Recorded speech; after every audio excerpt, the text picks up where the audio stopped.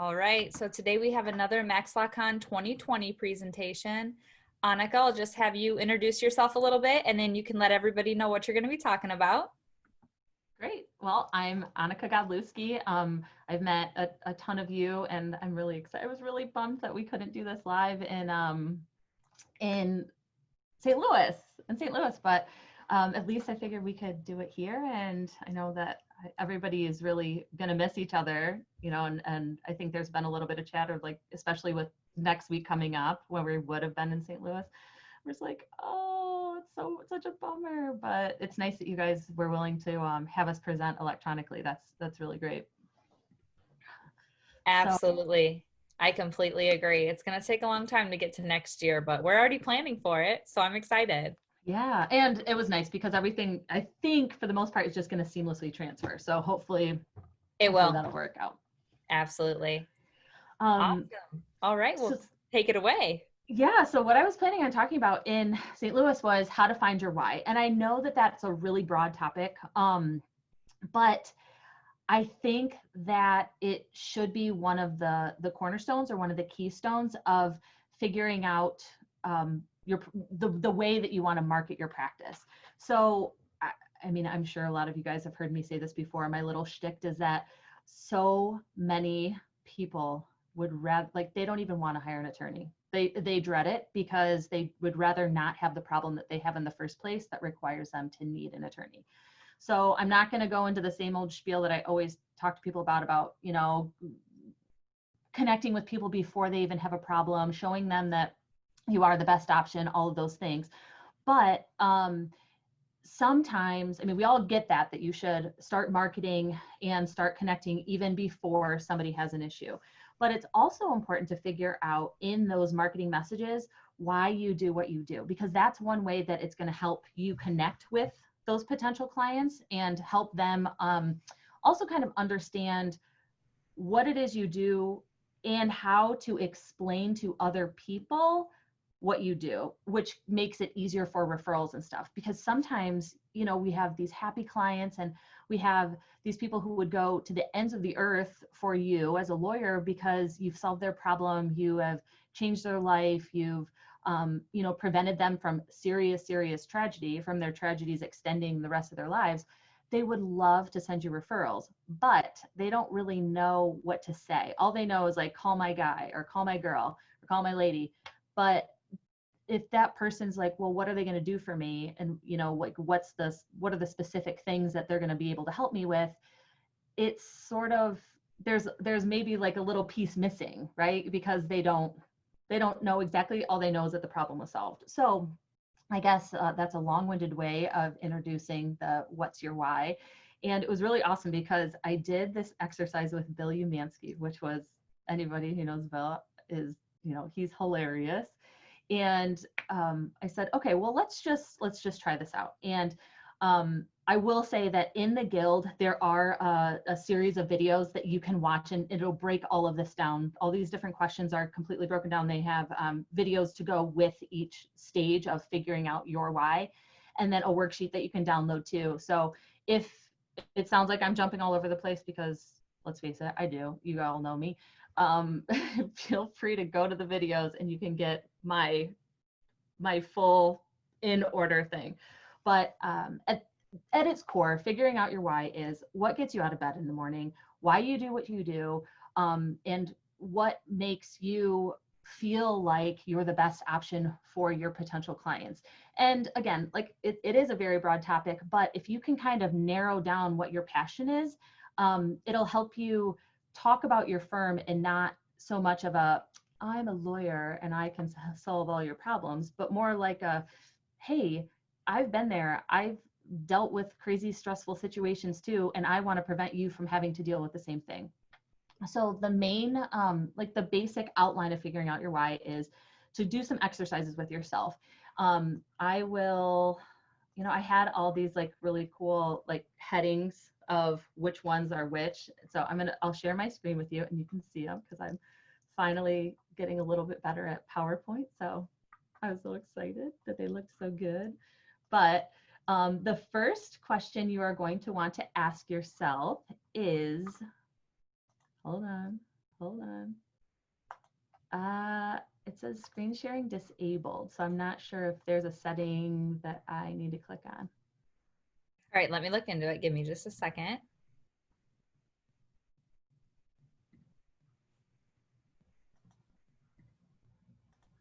If not, it's okay.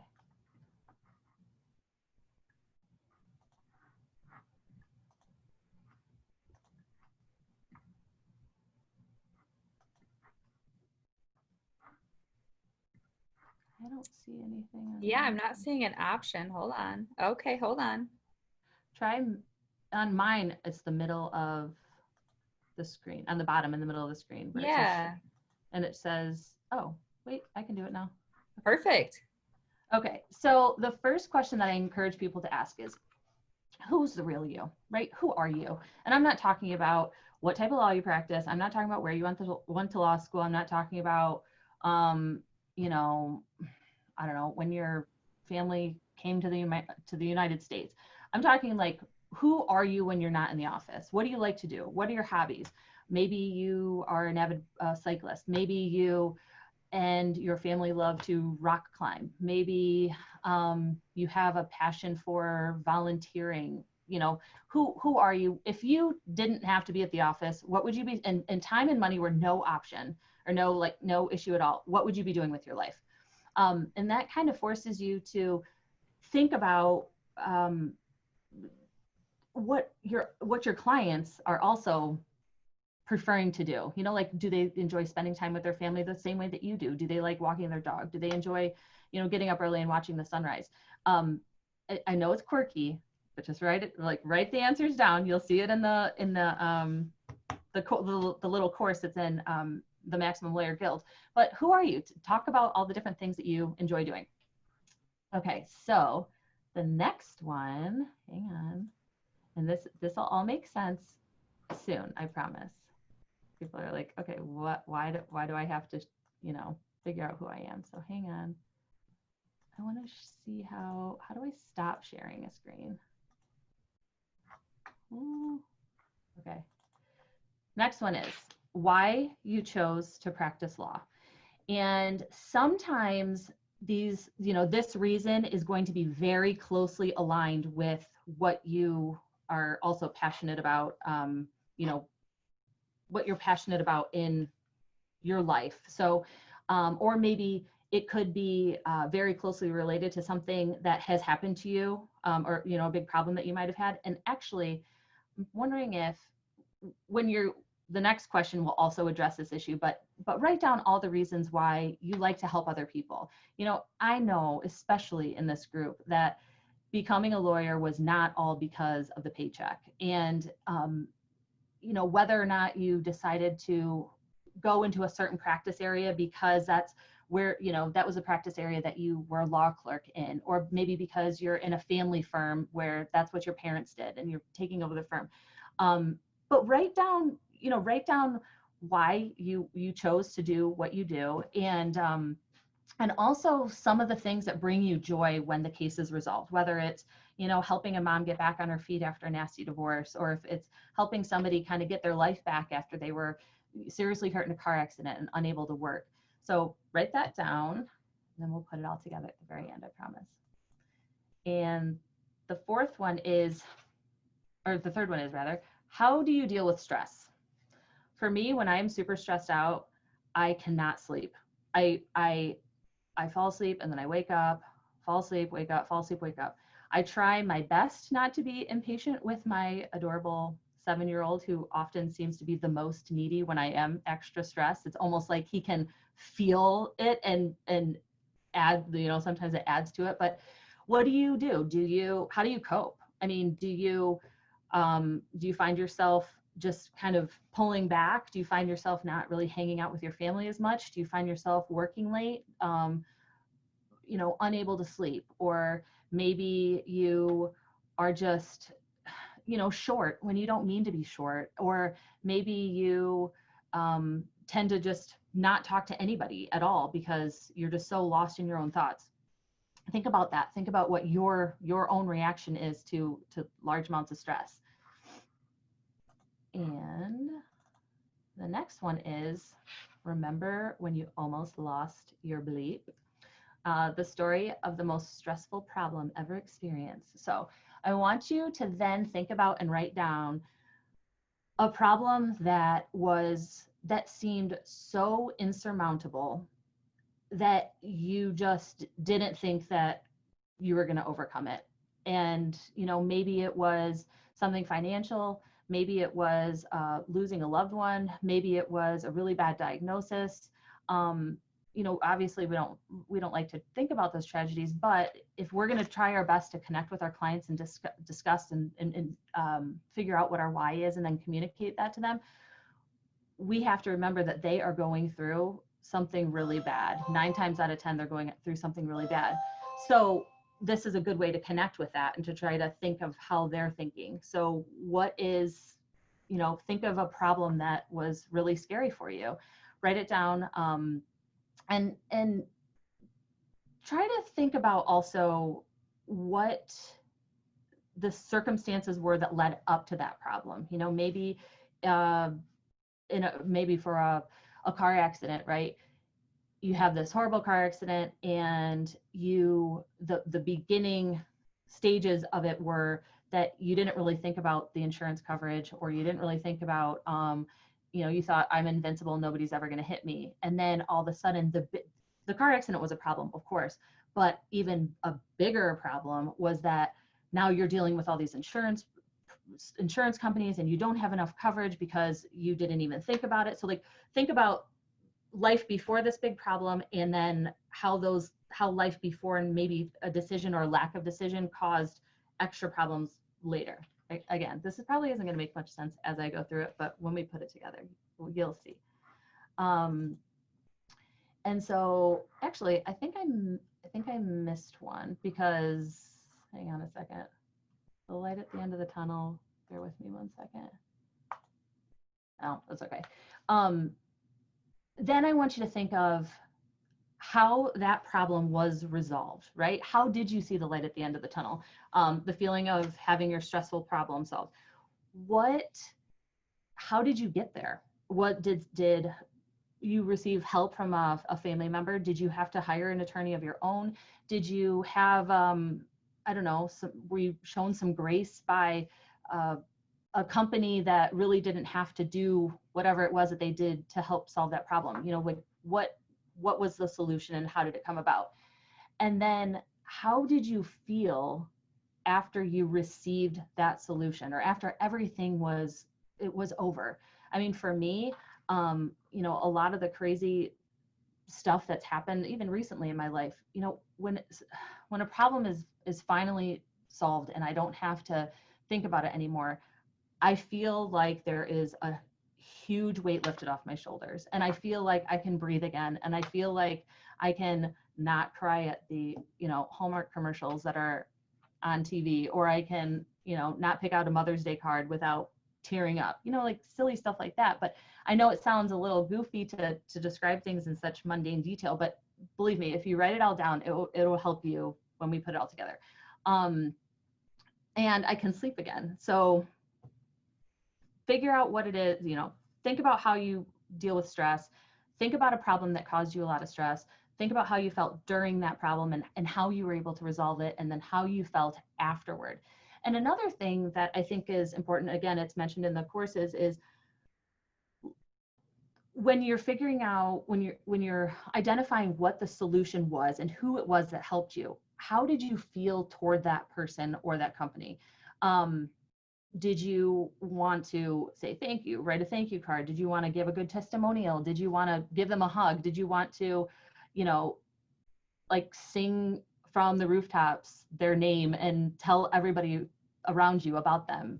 Chances are that you are so relieved and you're so thankful that the problem was solved that you want to do something, anything, to show your appreciation for them, and then also how to give other people dealing with the same problem that you did the gift of having that other person as a solution. So you're really, probably chomping at the bit to make the referral.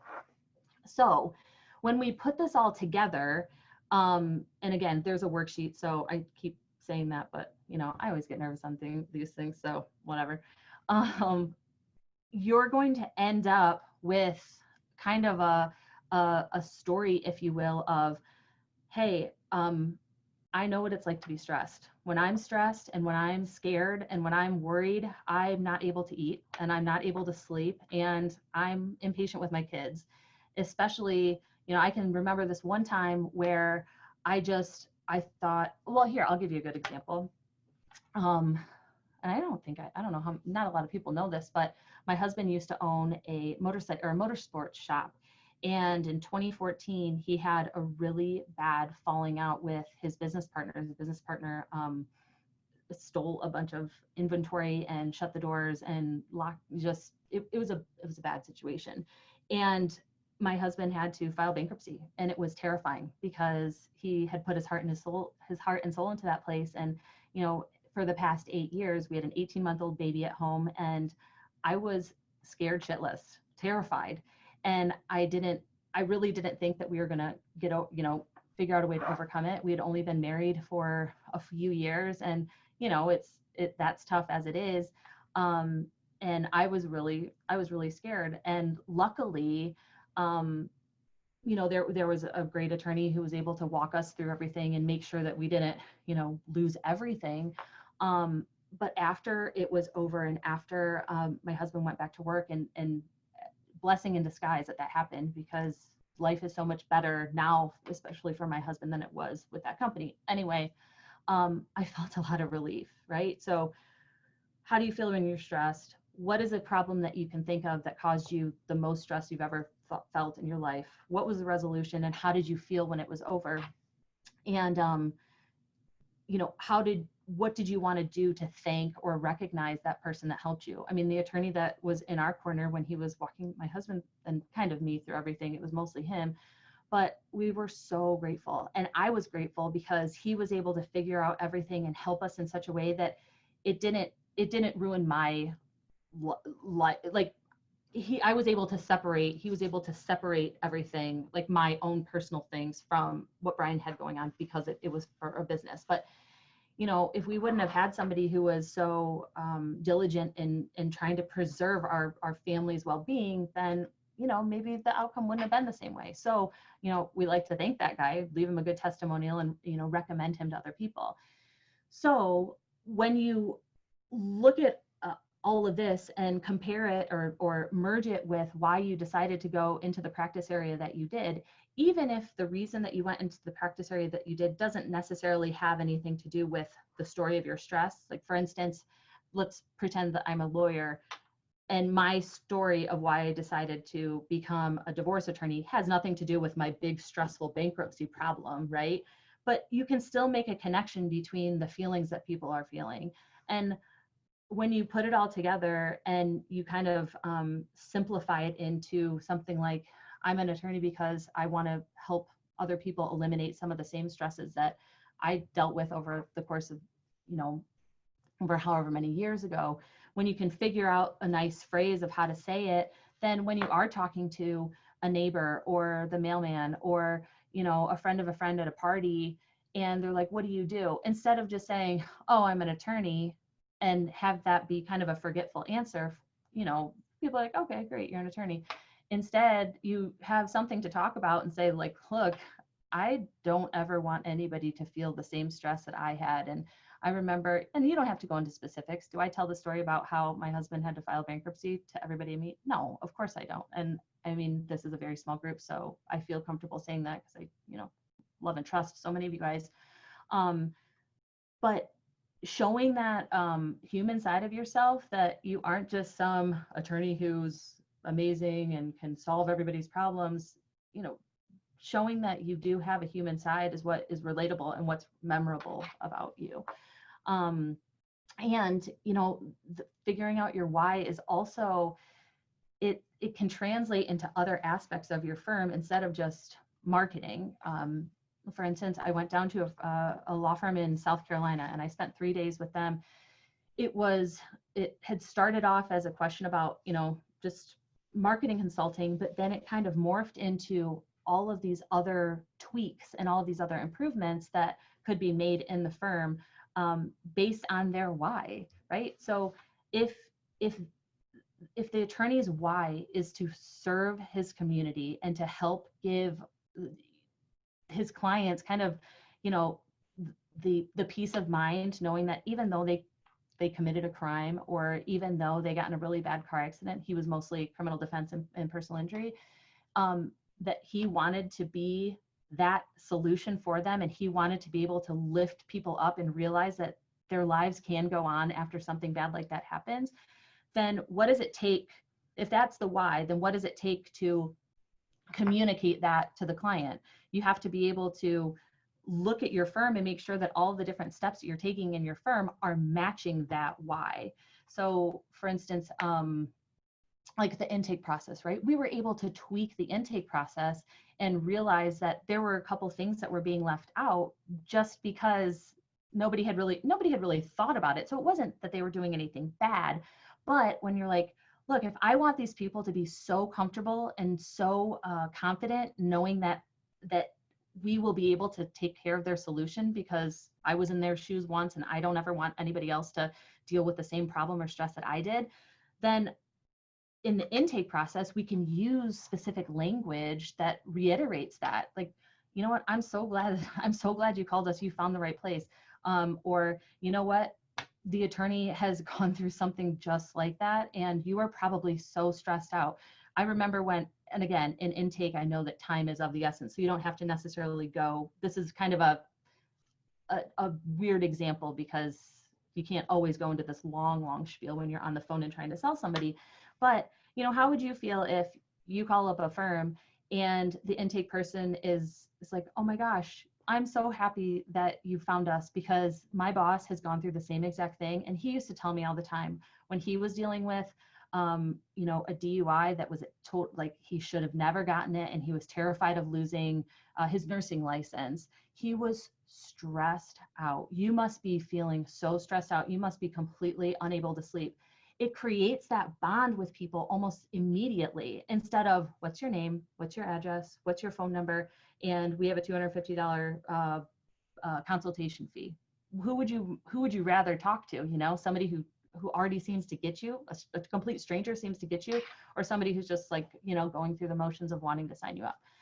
So I know that this is kind of it definitely will take a little bit more work, right, than just 10 minutes of writing all this stuff down. But even if you have 10 minutes, just, you know, go through the exercises. And I think it'll help you discover a lot about yourself that will then give you the confidence to explain it. Like the more you practice it, the more you'll be able to explain to other people, you know, hey, this is why I do what I do. And these are the feelings that I had when I was in your shoes.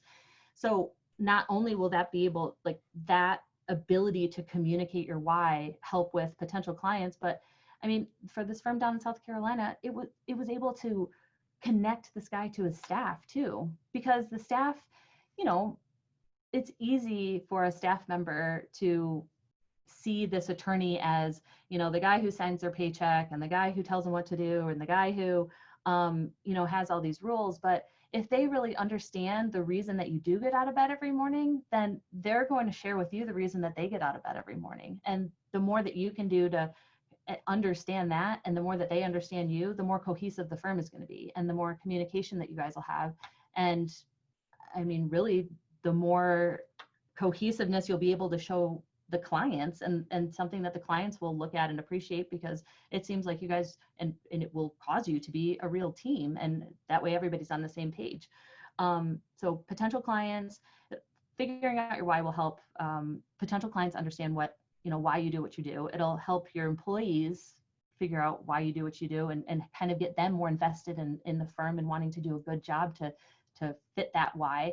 And then third, like I touched on before, it'll be able to, you know, you'll be able to help referral sources, and you'll be able to really, you know, explain to your clients exactly why you did it. But then also, I mean, again, if somebody's going to refer their friend to you, they don't care about the nitty gritty of, they order my medical records, you know, every 30 days, and they, you know, send the letter to the insurance company. They don't care about the logistics, but they do care about sending their friends and family to somebody who who gives a shit, really? And what better way to show somebody that you give a shit than to be able to explain why you do what you do, but in an emotional and human way.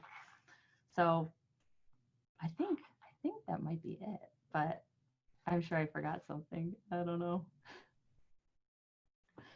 That was so good. So I have not viewed your videos in the Kajabi membership, but what I liked about that was, okay, so they're going to do their why, and that's great. And they might have thought, and then that's it. But what I love is you're like, no, then there are these offices making changes based on what they're finding with their why. That's awesome. Yeah. And again, it doesn't have to be like this highlight of, oh my gosh, these are 60 things that we're doing wrong. I'm talking like, you can look at every single process in your firm. I mean, I'm talking from marketing all the way to 2 years out of settlement or resolution, right? But if you look at every single step, and even if it is something as mundane as following up on medical records, right? You have to call a facility and find out where these records are. That's a step of the process for a personal injury case. If you say, okay, I'm the medical records person. Why does my boss do what he does? Because he wants people to have resolution. He doesn't want people to suffer because he knows what it was like watching his mom in a car accident, right? So when this medical records person is on the phone with the person, if the why is to help other people so that they don't have to suffer anymore and so that they can get a resolution in a kind way, then, and that has been communicated to the employees, you can integrate that feeling and that phrasing right in the way that she asks for the medical records update. Hey, this is Anneke. I'm calling from, Smith Law Firm, and I'm just checking up on those records. I know that it's probably annoying to, have to deal with all these requests, but we really want this client to not suffer anymore. And they've gone through so much. So is there anything that you might be able to let me know about when they might arrive? So humanizing that, right? And showing the client, showing that the why behind why you want those records is at the core to help the client get better. That person is going to be so much more likely to actually grab the file and look it up and get those records out to you faster than, yeah, we ordered those records 30 days ago. Where are they? I mean, it's like, it doesn't seem like it would make that much of a difference, but think about all the different people that you have to talk to every day. And you can remember the pleasant, you don't really remember the pleasant ones as much as you remember the jerks, but it's refreshing, it's refreshing when you're like, oh, because that's also, as a side note, I think that's why everyone has been having such a hard time with this COVID stuff and all of the isolation. I mean, I really, really struggled with it when I went out on my own and I was working from home. I mean, I wasn't seeing anybody for days, and I didn't realize how much of an emotional toll that takes on your psyche, right? Because humans are born to be able to connect with other humans and make eye contact and hear good inflections in people's voices and have like really meaningful connections. So if you can take just a sliver of that humanity, even on the most mundane thing of checking up on medical records, then think of all the, you will quickly get the reputation for being a pleasant firm to work with. I don't know. So just try it. I mean, go through all the different things, and I'm telling you, it's not just some, another one of these community marketing. Anneke talks about community marketing. It's a feel good thing. Like, it doesn't necessarily have to be about rosy colored glasses and kumbaya. It's like these 60 things that we came up with together we came up for this firm. I mean, these are tiny tweaks that equate to dollars, right? So, I mean, if it's going to increase referrals, if it's going to speed up the time it takes to settle a case, if it can affect the relationship or, the rapport that you have with an insurance adjuster, which could cause them to give you a higher settlement offer, or if it could make a client, you going the extra mile for the client because of your why and explaining that why, and making them over the moon happy, which will again turn into either a repeat client or a referral. That all equals dollars. So yeah, it's kind of sappy, but it will make you money too, which is at the end of the day why everybody's in business. So I don't know. I hope you try it. It'll work. Absolutely. That's awesome. I think in, say a week or two, we should check in with the group too and see, who's watched this video, who's hopped into Kajabi and done it, and maybe even chat about what they found or maybe changes Yeah. that they're going to make too. That'd be cool. Yeah. Yeah. And I think Bill has a podcast coming out soon with us doing this exercise for him, and it'll be really funny. So you guys have to make sure. The Lawman, I think he calls it the Lawman podcast, but I don't know. Look for it's on Facebook somewhere, but it'll be pretty funny to And we hear should him link go it through. up too. Absolutely. Yeah. Yep. Yeah. Be good. Awesome. Well, thank you so much for your time Thank today. you guys. I really appreciate it. And bye everyone. Thanks, Becca. Bye. Thank you. Bye.